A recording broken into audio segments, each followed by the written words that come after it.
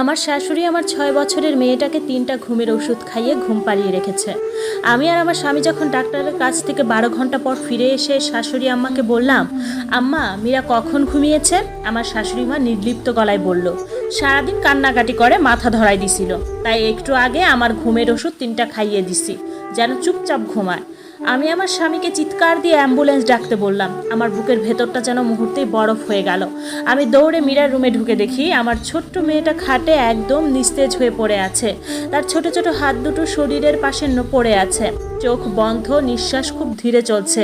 মীরা, মা ওঠো মা। আমি তাকে ঝাঁকাতে লাগলাম, কিন্তু ওর শরীরে কোনো সাড়া নেই।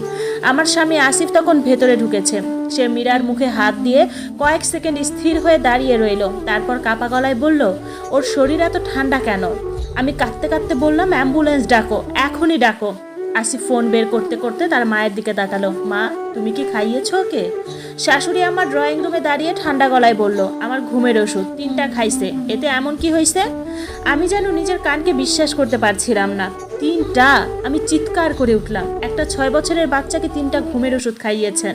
তিনি বিরক্ত মুখে বললেন, এই একটুখানি ওষুধে কেউ মরে না, আমার তো খাইলে ঘুম আসে না, তোমরা এখন নাটক করতেছো? আমার মাথা ঘুরছিল। সকাল থেকে আমরা হাসপাতালে ছিলাম। আসিফের ছোট চাচাতো ভাইয়ের অ্যাক্সিডেন্ট হয়েছিল, তাই তাড়াহুড়ো করে যেতে হয়েছিল। মীরাকে রেখে গিয়েছিলাম কারণ শাশুড়ি আম্মা নিজেই বলেছিলেন নাতনিকে আমি দেখে রাখবো। আমি যদি জানতাম। আমার চোখ দিয়ে পানি থামছিল না। মীরা সাধারণত খুব চঞ্চল, সারাদিন গল্প করে, একাকি করে, কখনো পুতুল নিয়ে খেলে, একটু আদুরে স্বভাবের বলে মাঝে মাঝে কান্না করতো ঠিকই, কিন্তু সে তো একটা বাচ্চা। তার কান্না থামাতে কেউ ঘুমের ওষুধ খাওয়ায়? অ্যাম্বুলেন্স আসতে প্রায় 15 মিনিট লাগলো, কিন্তু সেই 15 মিনিট আমার কাছে মনে হচ্ছিল 15 বছর। আমি মীরাকে কোলে নিয়ে বসেছিলাম, বারবার তার কপালে চুমু দিচ্ছিলাম। মা, একটা কথা বলো প্লিজ। আসিফ আমার পাশে বসেছিল, কিন্তু তার মুখ পুরো ফ্যাকাশে। সে জীবনে প্রথমবার তার মায়ের দিকে এমন চোখে তাকাচ্ছিল যেন সামনে অপরিচিত কাউকে দেখছেন। অ্যাম্বুলেন্স আসার পর প্যারামেডিকরা দ্রুত মীরাকে স্ট্রেচারে তুলল। একজন জিজ্ঞেস করলো, কতগুলো ট্যাবলেট খেয়েছে?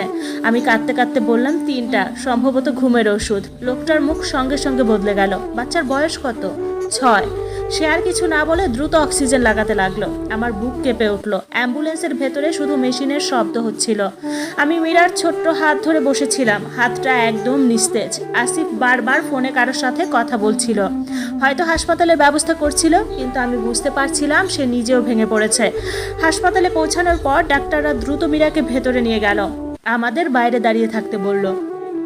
আমি দেওয়ালের পাশে বসে পড়লাম। আমার পুরো শরীর কাঁপছিল। হঠাৎ আসিফ ধীরে ধীরে বলল, তুমি জানো মা আগে কখনো এমন করে নাই। আমি মাথা তুলে তার দিকে তাকালাম। তুমি কি এখনো তাকে ডিফেন্ড করতেছো? সে চুপ হয়ে গেল। আমি দাঁতে দাঁত চেপে বললাম, একটা বাচ্চাকে ঘুমের ওষুধ খাওয়ানো অপরাধ, তুমি বুঝতেছো? আসিফ মাথা নিচু করে বলল, আমি বুঝতেছি। ঠিক তখনই একজন ডাক্তার বের হলেন। আমরা দুজন একসাথে উঠে দাঁড়ালাম। ডাক্তার গম্ভীর মুখে বললেন, ওর শরীরে ওষুধের মাত্রা অনেক বেশি গেছে। আমরা চেষ্টা করতেছি স্টেবল রাখতে, তবে আগামী কয়েক ঘন্টা খুব গুরুত্বপূর্ণ। আমার পা কেঁপে উঠল। ডাক্তার, আমার মেয়ে ঠিক হয়ে যাবে তো? তিনি কিছুক্ষণ চুপ থেকে বললেন, এখন কিছু নিশ্চিত বলা যাচ্ছে না। আমার মনে হচ্ছিল পৃথিবীটা থেমে গেছে। আর ঠিক তখনই আসিফের ফোনে একটা কল আসলো। সে ফোনটা রিসিভ করতে ওপাশ থেকে কারো চিৎকার শোনা গেল। আসিফের মুখ মুহূর্তেই সাদা হয়ে গেল। আমি আতঙ্কিত হয়ে বললাম, কি হয়েছে? সে ধীরে ধীরে আমার দিকে তাকালো। তার কণ্ঠ কাঁপছিল। মা বাসা থেকে বের হয়ে গেছে, আর যাওয়ার আগে একটা চিঠি রেখে গেছে।